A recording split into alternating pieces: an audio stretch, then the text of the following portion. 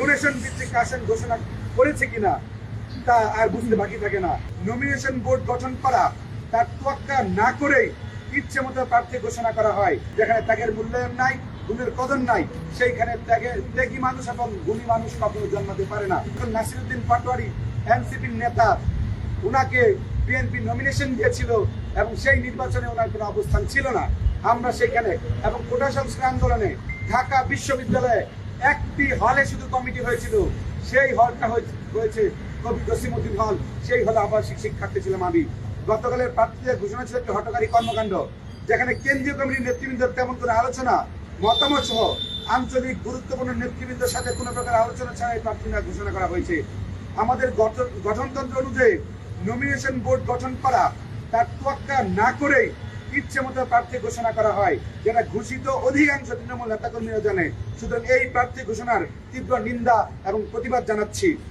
আপনারা জানেন, আজকে যারা রাষ্ট্র পরিচালনা করছে অধিকাংশই ছাত্র অধিকার পরিষদের সাথে সম্পৃক্ত ছিল ঢাকা বিশ্ববিদ্যালয়ে, কিন্তু গণ অধিকার পরিষদের শীর্ষস্থানীয় নেতৃবৃন্দদের ঔদ্ধত্য আচরণ অবমূল্যায়নের জন্য তারা দল ত্যাগ করতে বাধ্য হয়েছে। কারণ যেখানে ত্যাগের মূল্যায়ন নাই, গুণের কদর নাই, সেইখানে ত্যাগী মানুষ এবং গুণী মানুষ কখনো জন্মাতে পারে না। গণমাধ্যমের সুবাদে আপনারা দেখেছেন আমার মতন ত্যাগী নেতা যে কিনা 11টা মামলা, আমি গণ অধিকার পরিষদ করে ছাত্র অধিকার পরিষদ থেকে 11টা মামলা, বারবার হামলা নির্যাতনের শিকার হয়েছি। যখনই আমার আসন নিয়ে ছলছাতুরি শুরু করলো, তখন আমি প্রতিবাদ করতে গেলে মানসিক রোগী, অসুস্থ বলে তারা চালিয়ে দিয়েছে। যে সহযোদ্ধা কিছুক্ষণ আগে সুস্থ ছিল, সেই সহযোদ্ধাকে some time difference, sky versus land difference not between here, একটু সময় পরে তারা পাগল বানায় দেওয়া হয়েছে। সুতরাং সুস্থ মস্তিষ্ক থাকলে একজন ত্যাগী সিনিয়র নেতৃবৃন্দ, I am the member of steering committee of this GOP, গণ অধিকার পরিষদের স্থায়ী কমিটির মেম্বার, উচ্চতর পরিষদ সদস্য, কতক্ষণ পরে পাগল বলে সাব্যস্ত করে দিয়েছে। আমি সুতরাং সেই জায়গায় বলতে হয়, কিছুক্ষণ আগে সুস্থ ছিল, স্বার্থের দ্বন্দ্বের কারণে এখন পাগল হয়ে গেছে। বসুন্ধরা টিস্যু, অশুদ্ধতার বিরুদ্ধে এক বিন্দুও ছাড় নয়। মাতাল হয়ে গেছে। তাহলে এদের কাছে আসলে নিরাপদ কারা? দেশ জাতি সমাজকে নিরাপদ রাখতে হলে অবশ্যই দলের সাংগঠনিক নেতৃবৃন্দদেরকে নিরাপদ দিতে হবে। আর আমরা আসন না বলে প্রোপাগান্ডা ছড়িয়েছে, সেই জন্য এইরকম জঘন্য হীনমান্যতার কাজকে আমরা ধিক্কার জানাচ্ছি। আমি গাজীপুর বৈধভাবে 2 আসনের ভোটার এবং সেই জায়গায় নির্বাচনী কর্মকাণ্ড প্রত্যেক নেতৃবৃন্দদের নিয়ে চালাচ্ছি।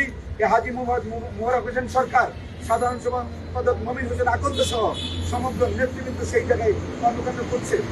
এই দলে অসংখ্য থেকে নেতৃবৃন্দ থাকা সত্ত্বেও যখন ধরে এনে কাউকে নমিনেশন দেওয়া হয়, তখন স্বাভাবিকভাবে বোঝা যায় ত্যাগীদের বাদ দিয়ে ডোনেশন ভিত্তিক আসন ঘোষণা করেছে কিনা তা আর বুঝতে বাকি থাকে না।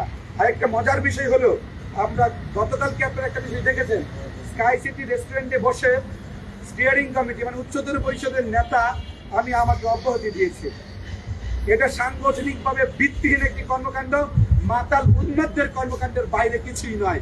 কারণ আমাদের সাংগঠনিক কনস্টিটিউশনাল রুলস রয়েছে, সাংগঠনিক নিয়ম রয়েছে। সেই সংগঠনের নিয়ম অনুযায়ী কোনো নেতাকে যদি অব্যাহতি দেওয়া যায়, বহিষ্কার করতে হয়, তাহলে অবশ্যই সেইটার জন্য উচ্চতর পরিষদের একটি সভা রাখতে হবে। সেই সভার অধিকাংশের মতামতের ভিত্তিতে তাকে বহিষ্কার, তাকে অব্যাহতি দিবে। তারপরেও অব্যাহতি দিয়ে দিচ্ছে একবারে, অব্যাহতি দেওয়ার আগে তো নোটিশ দিতে হবে। Without any notification how can they have taken like the decision? এই ধরনের ডিসিশন কিভাবে নেয়? সুতরাং আমি বলবো, কারা উন্মাদ, কারা পাগল, সেটা ভাববার বিষয় এসেছে। সুতরাং ওই ধরনের কোনো সিদ্ধান্ত মতামত না নিয়ে তার প্রমাণ হচ্ছে হায়ার কাউন্সিল গ্রুপে বলছে এই ধরনের কয়েকজন মেম্বার বলেছে এই ধরনের সিদ্ধান্ত নেওয়া উচিত হয় নাই। তার মানে হায়ার কাউন্সিল মেম্বাররা জানেই না আমাকে যে অব্যাহতি দিচ্ছে ঘরে বসে। এই সিদ্ধান্তের তীব্র নিন্দা প্রতিবাদ জানাচ্ছি এবং সংগঠন চলবে। গণ অধিকার পরিষদ কারো বাবার পৈতৃক সম্পত্তি নয়।